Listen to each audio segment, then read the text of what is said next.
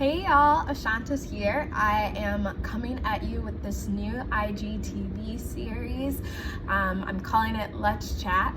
And the point of the series is to be educational, but also have a bit of a therapeutic lens as we look at a lot of the really important terms and ways of thinking that are coming out right now, but might be a little bit confusing, and maybe you just don't know where they come from. So a term that has been sitting on my heart to talk about has been emotional labor. I think it's really important that we're having the conversation about what emotional labor is right now, but I think it can be a little bit confusing to understand if it's a new term. And I was also interested to see where it came from. So I did a little research, and I am gonna just go through what I found and some of the ways that I have even experienced people asking me for emotional labor without them probably knowing they were doing it within the last week or so.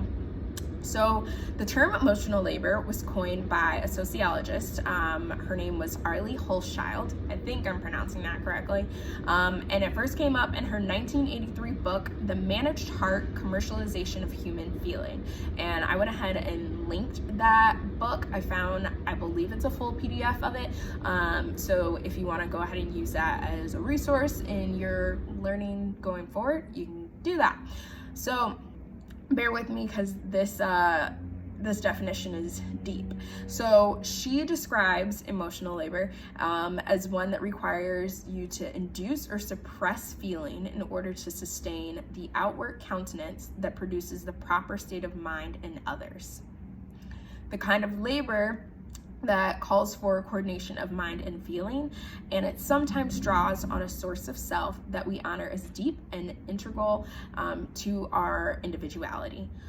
Obviously, that is a mouthful. So to bring it to 2020, the way that I personally describe emotional labor is it's the act of putting up with someone else's bullshit in order to keep them comfortable. And there are a lot of examples of this, like when you have a really, really rude customer and you as a waiter just continue to put on a smile and not say anything, or when y'all hop into the DMs of your favorite bloggers and you're just like, hey girl, give me this link, without being like, hi, you are a person, also thank you for giving me the service. Like, yes, in both of those scenarios, what you in some way are providing them with success, right? If you are the customer, you're providing the waiter with the tip, and that's their livelihood. If you are the consumer, kind of coming from the influencer side of things, by you using that link, they might be getting a commission. But the reality is, the way that you interact with people has an impact, so you have to keep that in mind. So to take it out of the work setting, I would say that emotional labor most consistently takes place when you ask a member of a marginalized group to explain one of the many injustices that they have been experienced because you are not a part of that group.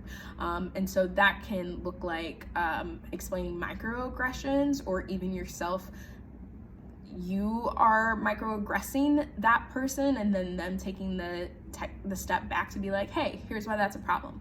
And if you aren't familiar with the term microaggressions, I have linked two wonderful folks that have already done videos on this. So if you're not familiar with that term, you can go and check them out.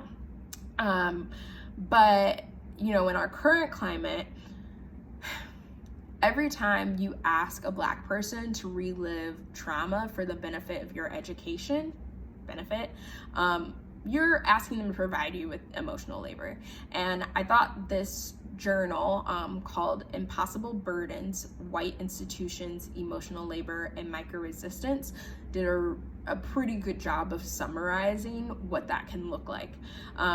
So it says, people of color within white institutional spaces carry the burden of having to choose between tactfully participating in their own objectification and marginalization within the institution, or actively reacting against these racial dynamics at the risk of institutional alienation and possibly exclusion. Whether we're talking about an institution like higher education, or we're talking about the institution that is life, this is straight freaking facts. Like, if somebody has been upset with something that you've said to them, right? They feel as though whatever you have said or done to them was done in poor taste, whatever that poor taste was, right? Racism, sexism, etc. Like, if we choose not to say anything, in some ways we're continuing to live into the oppression. But if we do, then A, we are providing you with the emotional labor of explaining it, but B, we are possibly gonna be told you're overthinking it, like it really wasn't like that, you're making too big of a deal out of it, and then people see you as like the angry, marginalized person. So that's great. And you know, in this last week, I have sat through multiple conversations with white people that are processing their newfound understanding of racism and other social injustices in America. And it's exhausting, okay? And that is a form of emotional labor, because while I don't believe it was the intention of anybody that I've spoken to about these things for them to be like, oh, let me tell you all of the information that I have learned in the last X amount of time, when they say things like it's shocking, it's revealing, like all that's doing is reminding us that this has always been a problem, but we're just not actually paying attention to it. And in some ways, it's kind of like a slap in the face. Like, this has been an issue, especially even in the media, like in the last 8 or so years. Y'all just kept ignoring us every time we said, hey, this is a problem. So now when you're like, oh my God, I understand, how are you feeling, blah, blah, blah, blah, blah. Like, it's a lot to take in. And when you're just like processing all of that with Black people, that is emotional labor, and in some ways probably traumatizing to a degree. So like, this is a moment to write that down. Don't do that. You know, a different example besides just talking with people is when people ask you for your work, right? So I had somebody who wanted to, they wanted to feature me on their page as a part of Amplify Melanated Voices. I appreciate that.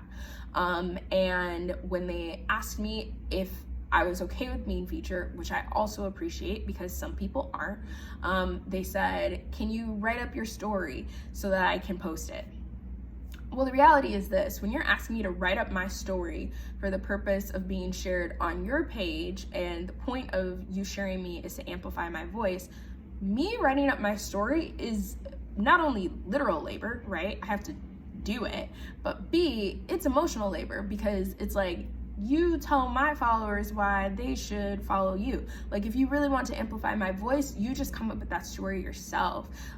Why do you follow me, right? That's the voice that your followers want to hear, that they're there for you.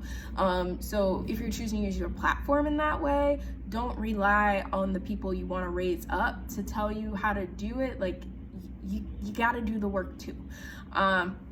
So, you know, I want to keep in mind a couple of things as we start to end this video, because that was probably a lot of information in a short amount of time, and you probably have a lot of processing to do. But moving forward, understand that mistakes will continuously be made. But what you have to remember is that you're in the middle of history right now, right? Like, the things that we are talking about, the strides that we have made in the last week and a half, those are all things that are possibly going to be in our history books. And so you have to take each day at a time in order for you to consistently learn.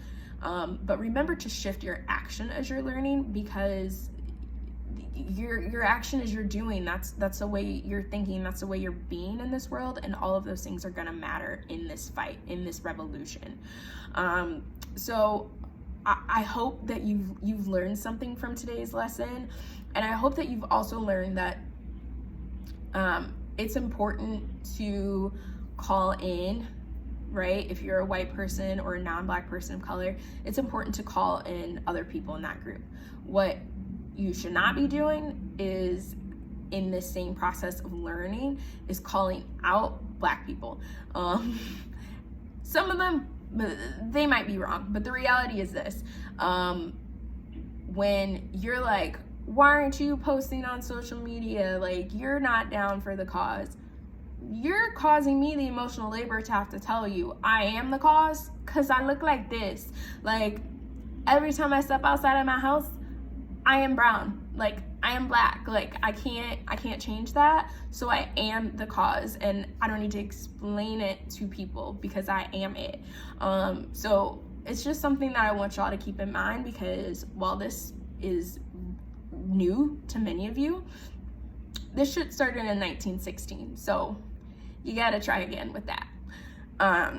But I really do hope that this was informative. I know there are some other wonderful ladies that are doing educational sort of video series like these, so I have tagged them below. 2 of them did the microaggressions video I chatted about earlier, and I will also link the journal that I mentioned, and I hope this was informative for you. If you have questions, go ahead and leave those below. If you have topics that you think would be cool to be covered in this way, leave those below. You know, have conversations with each other, because really, unless we're getting into the nitty-gritty of it, we're not going to be able to continue to have change, and it's really important. So I'll see you back maybe next week. I'll try to do these weekly. We'll see.